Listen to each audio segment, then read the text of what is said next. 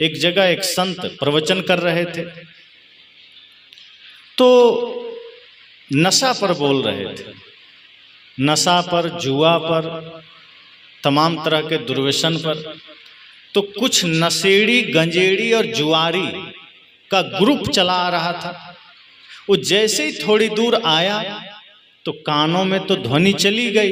तो उसने जब सुन लिया कि गांजा नहीं पीना चाहिए, शराब नहीं पीना चाहिए, बीड़ी नहीं पीना चाहिए, जुआ नहीं खेलना चाहिए, तो वो सब लोग कहा कि अरे क्या जाके करोगे, ये तो अब बाबा जी ठीक नहीं है, ये तो गांजा, बीड़ी और शराब और जुआ का विरोध कर रहे हैं, हम सब वही काम करते हैं, चलो हटो छोड़ो।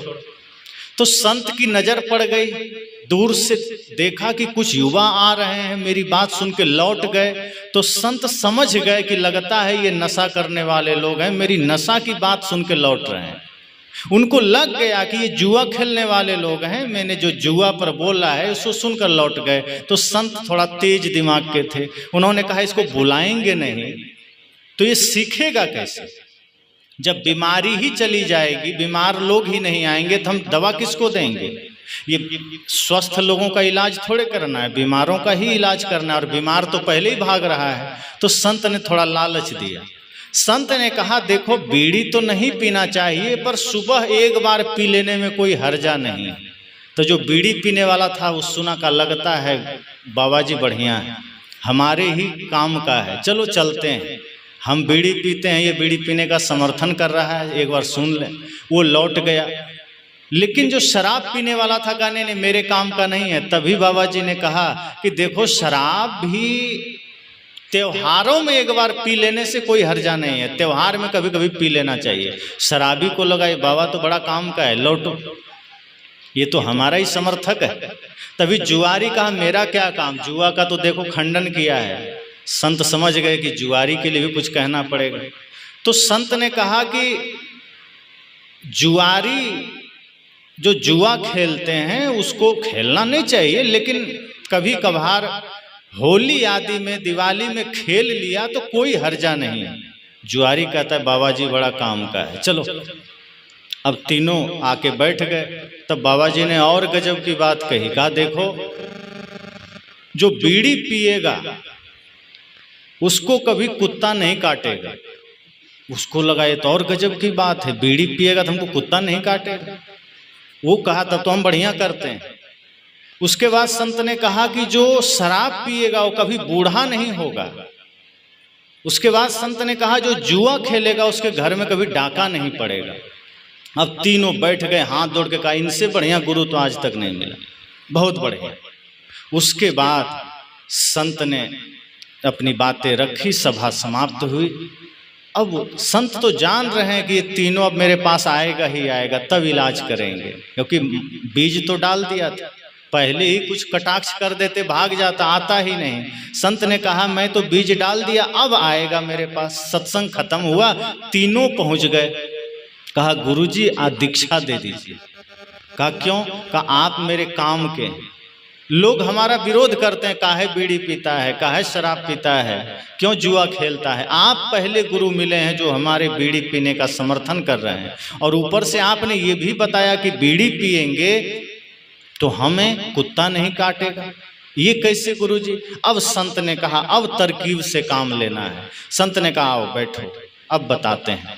देखो जब तुम बीड़ी पियोगे तो पीते पीते फेफड़ा तो खोखला हो जाएगा, जल जाएगा, तुम खांसने लगोगे और तुम्हारा शरीर कमजोर हो जाएगा। तो उसके लिए फिर तुम लाठी लेके चलोगे, और जब हाथ में लाठी रहेगा तो कुत्ता निकट में आएगा? कहा नहीं। कहा तो तुमको कुत्ता कभी नहीं काटेगा, जाओ। अब वो जो आदमी सोचा था कि बड़ा बढ़िया काम हम कर रहे हैं, समझ गया, इशारे से समझ गया, तरकीब से समझ गया कि इसका मतलब फेफड़ा हमारा खत्म हो जाएगा, इसका मतलब जवानी में ही लाठी लेके चलना पड़ेगा, तभी तो कुत्ता नहीं काटेगा। वो आदमी बैठ गया, आंसू बहने लगा कि हम तो पाप में थे, गुरुजी माफ करना, हम तो उल्टा ही समझ के आए थे, लेकिन आज सीधा ज्ञान हो गया। अब जो दूसरा था शराबी, उसे लगता है हम पर भी कुछ ऐसा ही प्रहार होने वाला है। वो कहता है गुरुजी आपने कहा शराब पिएंगे तो कभी बूढ़ा नहीं होंगे, ये कैसे? कहा देखो तुम शराब पियोगे, पीते पीते जवानी में ही किडनी फेल हो जाएगी और जवानी में ही तुम मर जाओगे, तो बूढ़ा होने का काम क्या है?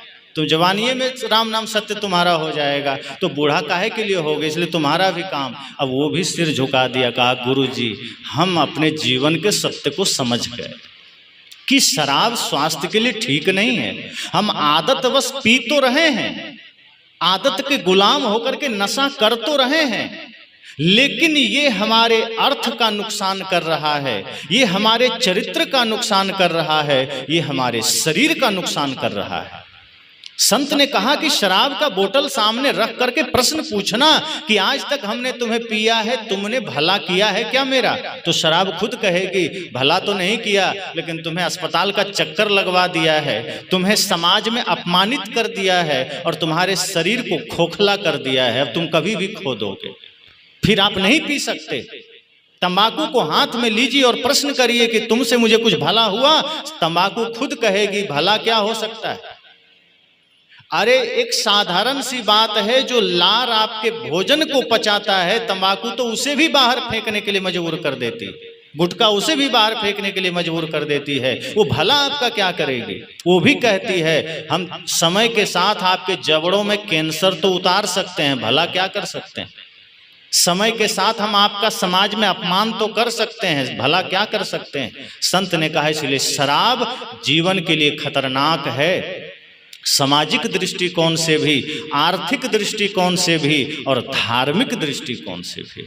अगर कोई शराबी है तो मैं चैलेंज करके कहता हूं, अगर आप शराब पीते हैं, अपने बच्चे को शराब पिलाना पसंद करेंगे क्या? अगर आप उसे पसंद कर रहे हैं, आपको लगता है शराब बढ़िया है और आपको पता चल जाए कि मेरा बेटा शराब की दुकान पर एक बार खड़ा बस हो गया है, आप सोच नहीं सकते कि आप क्या करेंगे। उस दिन आपको 440 वोल्ट का झटका लगेगा।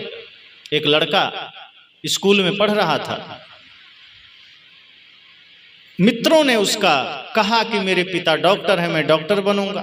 और जो लड़का की बात हो रही है, उस लड़के का पिता उस एरिया का नंबर 1 शराबी था। तो दूसरे मित्र ने कहा मेरे पिता वकील है, मैं वकील बनूंगा। मेरे पिता इंजीनियर है, तीसरे ने कहा मैं इंजीनियर बनूंगा। अब उसका नंबर आया, अब वो क्या कहता, मेरे पिता 1 नंबर के शराबी है, मैं शराबी बनूंगा। वो चुप रह गया। बाकी तीनों ने कहा तुम भी तो कहो। कहा बस मैं चलता हूँ। घर आया, रोने लगा। पिता ने कहा क्या हुआ? कहा आपके वजह से मेरा अपमान हो गया। कहा क्या? कहा मेरे 3 मित्र हैं, तीनों के पिता डॉक्टर, इंजीनियर, वकील हैं। सबने अपना अपना संकल्प लिया है कि मेरे पिता डॉक्टर हैं, मैं डॉक्टर बनूंगा, वकील हैं, वकील बनूंगा, इंजीनियर है, इंजीनियर बनूंगा। मैं क्या कहता, मेरे पिता शराबी है, मैं शराबी बनूंगा। आपके वजह से आज मेरा सिर झुक गया। पहली बार उस बाप को होश आया कि बाप भी कारण बन सकता है अपने पुत्र के भ्रष्ट होने का, अपमानित होने का, उसे मानवता के श्रेणी से गिर जाने का। और एक पिता अगर तंबाकू खा रहा है, एक पिता अगर शराब पी रहा है, तो आप सिर्फ नहीं पी रहे हैं, आप अपने पुत्र के भविष्य की हत्या कर रहे हैं, आप उसके भविष्य के निर्माण को ध्वस्त कर रहे हैं। अगर आप संस्कारी नहीं बन सकते तो आप उम्मीद मत करिए कि आपका बेटा संस्कारी बनेगा। अगर आप अश्लील गीतों पर नाचेंगे और आप उम्मीद करेंगे कि आपका बेटा बुद्ध बनकर ध्यान करेगा, तो ये सपना ही देखिए, ये हकीकत नहीं हो सकता है। अगर अपने बेटे में बुद्धत्व देखना है, अगर अपने बेटे में राष्ट्रभक्ति देखनी है, तो आपको भी उस कदर बन जाना होगा। एक पिता को भी अपने जीवन में वो बदलाव लाने होंगे। तो अगर आप पिता हैं तो संकल्प लीजिए, और नहीं है, होने वाले हैं तो भी संकल्प लीजिए कि आपकी कोई भी गंदगी आपके संतान के भविष्य को नरक न बना दे। तो संत ने कहा कि तुम शराबी हो, जरा होश में आ जाओ, जरा ध्यान में आ जाओ कि तुम शराब पी तो रहे हो, लेकिन तुम्हारी वजह से तुम्हारे परिवार का भी नुकसान तो हो रहा है। दिन रात तुम्हारे माता पिता पत्नी परेशान रहते हैं, पता नहीं शराब पीकर किस नाली में गिरा होगा, पता नहीं कब कौन चढ़ के कुचल के चला जाए। अपमान हो रहा है सो अलग। आदमी कहता है गुरुजी मैं एक बड़ा गरीब आदमी हूँ, सत्संग नहीं करा सकता, लेकिन शराब पीने के समय आदमी कभी नहीं कहता मैं बड़ा गरीब आदमी हूँ, शराब नहीं पी सकता। वो शराब के समय अमीर बन जाता है। एक रिक्शा चलाने वाला भी रोज एक बोतल शराब पीने का सामर्थ्य पैदा कर लेता है, लेकिन उसे कहिए बच्चे को बढ़िया स्कूल में पढ़ाओ, क्या करें हम तो बड़ा गरीब हैं, तो शराब पीने में अमीर हो गया तुम। शराब के लिए तुम कहां से कर लिया जुगाड़? अपना भविष्य बिगाड़ा, अपना शरीर बिगाड़ा, बच्चे का भविष्य बिगाड़ा। एक व्यक्ति को मैंने कहा स्वास्थ्य ठीक नहीं है, थोड़ा फल खा लिया करो, थोड़ा दूध ले लिया करो।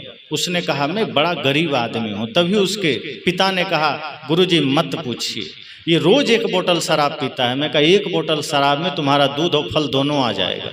शराब पीने में तुम्हारी गरीबी कहाँ चली गई? सत्संग करवाने में तुम्हारी गरीबी आ जाती है, अच्छा काम करने में गरीबी आ जाती है, बेटे को पढ़ाने में गरीबी आ गई, और तुम जो नरक के रास्ते पर चल रहे हो, तुम जो हिंसा के मार्ग पर चल रहे हो, नशा के मार्ग पर चल रहे हो, वहां तुम अंबानी बन जाते। संत ने कहा इसलिए अपने जीवन को होश में लाओ, ये शराब तुम्हारे हित का नहीं है, ये तुम्हारे। और आदमी शराब पीता क्यों है? आदतवश।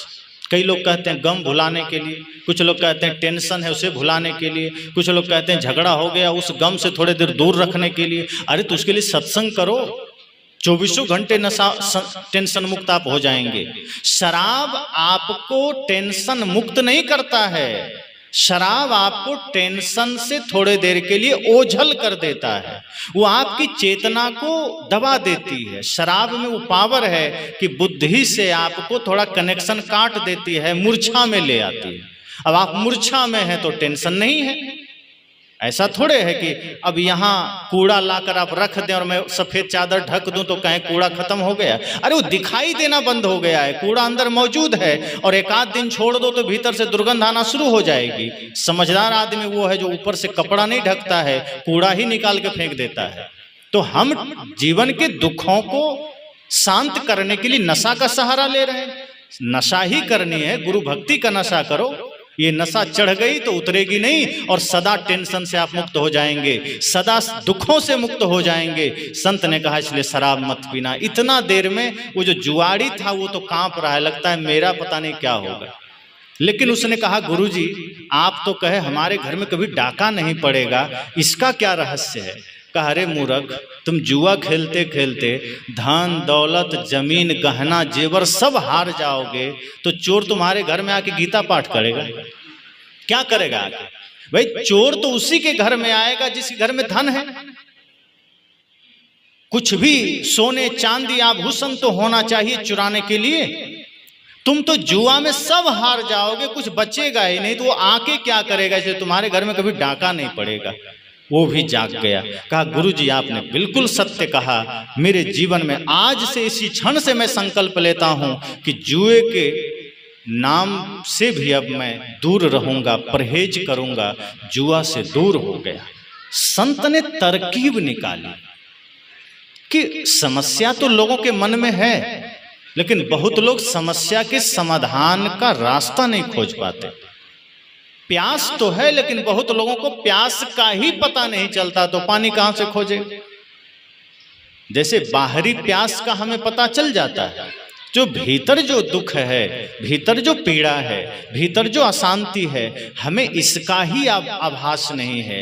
ये माया मोह प्रपंच छल कपट में हम इतना ज्यादा डूब जाते हैं कि उसी में हम एक तरफ बेहोशी में चले जा रहे हैं। इसलिए दुख से मुक्ति का मार्ग भी पता नहीं चलता कि कहाँ मिलेगा।